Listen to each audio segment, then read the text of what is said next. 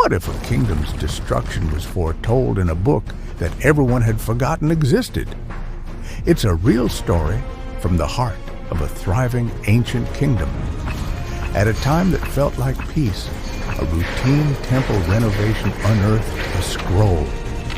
Its message was so terrifying, it sent a king into a spiral of fear and desperation. It led him to a reclusive prophetess who would confirm his worst nightmare, a prophecy of divine wrath and national collapse. This is the story of a lost book that held the power to validate a king, terrify a nation, and predict an unavoidable doom. Our story begins in the late 7th century BCE, a chaotic time in the ancient world. The mighty Assyrian Empire, the region's superpower for centuries, was starting to crumble. This created a dangerous power vacuum for smaller nations like the southern kingdom of Judah.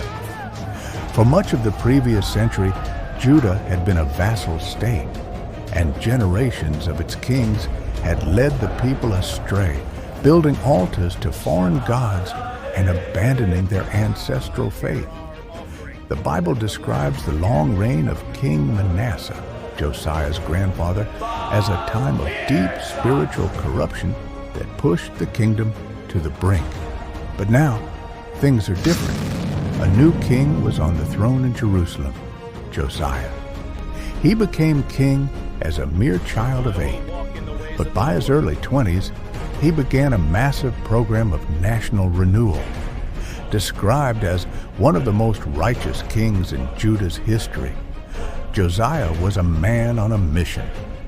He wanted to reverse the corruption and lead his people back to the God of their ancestors. His greatest project was restoring the great Temple of Solomon in Jerusalem. For years, the temple had been neglected, desecrated with idols, and left to fall apart. For Josiah, this wasn't just about architecture, it was a spiritual reclamation. It was a bold statement that Judah was reclaiming its identity. He sent his secretary, Shaphan, to the high priest, Hilkiah, with orders to fund the work. Carpenters and builders were hired, and a new energy swept through the capital. It was a time of hope. No one knew that hidden within those crumbling temple walls was a secret that would shatter this fragile peace. Imagine the scene. Workers moved through the dusty halls of the temple, their voices echoing in long neglected rooms. During this painstaking renovation in the 18th year of Josiah's reign, the high priest Hilkiah made a stunning discovery. It wasn't gold or jewels, but something far more important, a scroll lost to time. Hilkiah immediately knew it was significant. He found the king's secretary, Shaphan, and made a simple but world-altering statement. "I have found the book of the law in the temple of the Lord." The very fact that the book of the law could be lost inside the temple speaks volumes about the spiritual decay before Josiah's reign.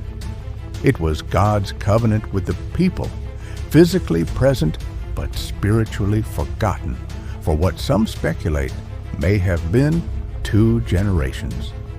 While it's impossible to know for sure what the scroll contained, many modern scholars believe it was at least the core of the book of Deuteronomy. This is critical because Deuteronomy contains laws, but it also lists blessings for obedience and a terrifying series of curses for disobedience. Curses that included famine, plague, and ultimately national destruction and exile. Hilkiah gave the ancient scroll to Shaphan, who read it. The weight of the moment must have been immense. He then went to the royal palace and stood before King Josiah. First, he reported on the temple repairs, then added, "Hilkiah the priest has given me a book." And in the king's presence, Shaphan began to read the forgotten words aloud, filling the royal court with dread. As Shaphan read, a horrifying realization dawned on King Josiah. these weren't just abstract laws. They were a divine indictment. The list of curses for worshiping idols, ignoring the poor, and abandoning the covenant was a checklist of his nation's sins over the last century. For the first time, he was hearing the explicit consequences for the actions of his father and grandfather. The scroll revealed a terrible truth. The nation was in direct violation of its sacred pact with God, and the penalties were catastrophic. The moment he heard the words, the king tore his robes. This wasn't just drama. In the ancient world, tearing one's garments was a public display of the deepest grief and horror, an act of mourning and repentance. It signaled a crisis of the highest order. This discovery wasn't a celebration, it was the confirmation of a death sentence. Josiah cried out to his officials, "Great is the Lord's anger that burns against us, because those who have gone before us have not obeyed the words of this book." Consumed by fear, King Josiah acted. He gathered his most trusted advisors and gave them an urgent command. "Go and inquire of the Lord for me and for the people and for all Judah about what is written in this book that has been found." The fate of the kingdom was hanging in the balance. Interestingly, the king's delegation didn't go to the prominent male prophets of the time. Prophets like Jeremiah and Zephaniah were active during Josiah's reign, though their public influence at this specific moment isn't certain. Instead, they sought out someone else, a figure less prominent in the biblical narrative, but whose authority was clearly respected. A woman named Huldah. The Bible identifies her simply as Huldah the prophetess. We're told she was the wife of Shallum, the keeper of the royal wardrobe, and lived in Jerusalem. That's almost all we know about her life. But the fact that the king's highest officials went directly to her on a matter of national survival speaks volumes. She wasn't some back-alley fortune teller. She was a recognized, authoritative voice for God. In a world run by men, Huldah held immense spiritual power. The most powerful men in the kingdom stood before her, waiting for her to decide the destiny of their nation. The king's advisors stood before Huldah, and she delivered the divine verdict. She didn't soften the blow. Her prophecy, recorded in both 2 Kings and 2 Chronicles, was chillingly clear and came in two parts. First, the judgment on the nation. Huldah declared, "This is what the Lord says. I am going to bring disaster on this place and on the people who live here. All the curses written in the book that the king of Judah has read." The verdict was absolute. Disaster was coming because, as Huldah continued, "They have forsaken me and burned incense to other gods. My anger will be poured out on this place and will not be quenched." The prophecy confirmed Josiah's worst fears.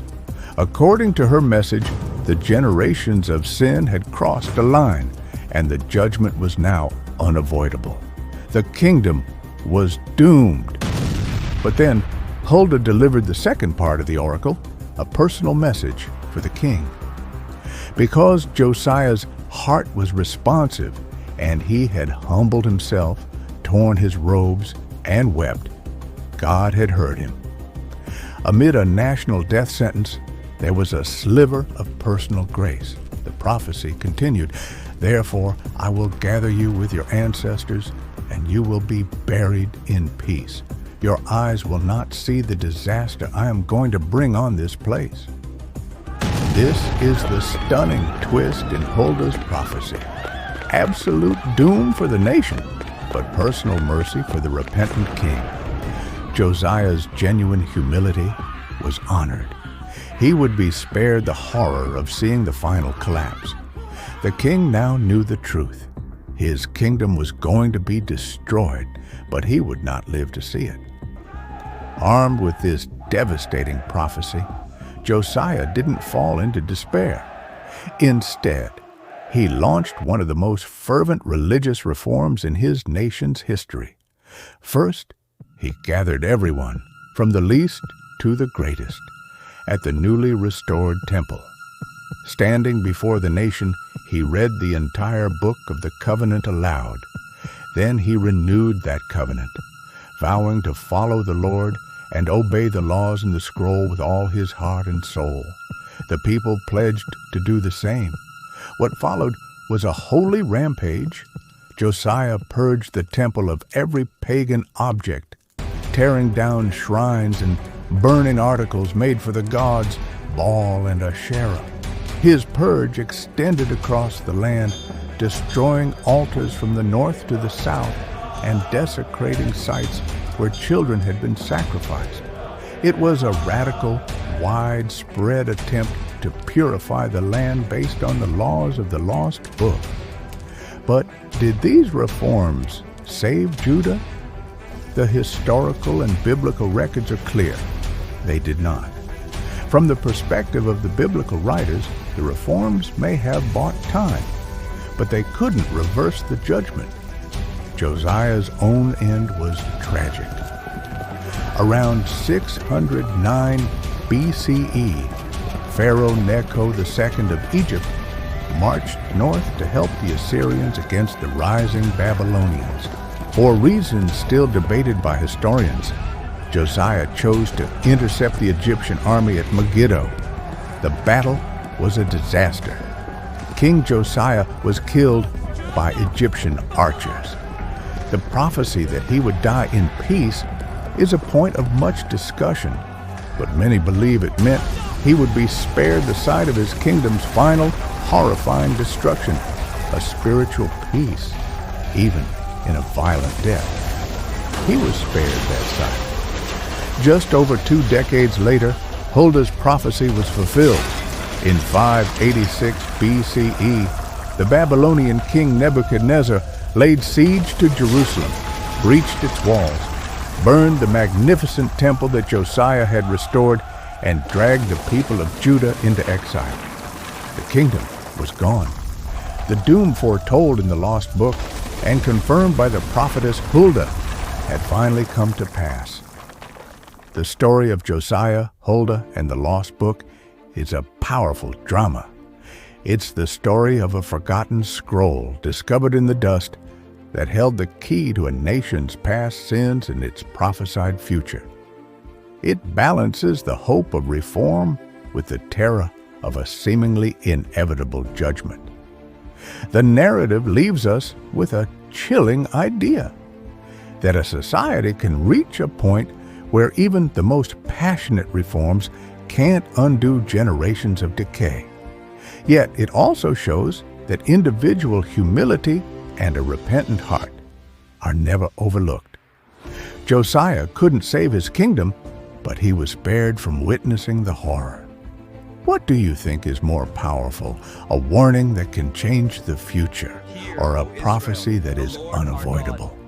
Let us know your thoughts in the comments below. If you found this journey into the past intriguing, please like this video, share it with someone who loves a good historical mystery, and subscribe for more stories from the forgotten corners of history.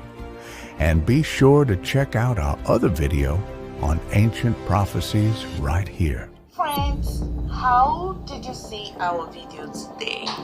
We believe that you've been uplifted. Thank you for watching more record.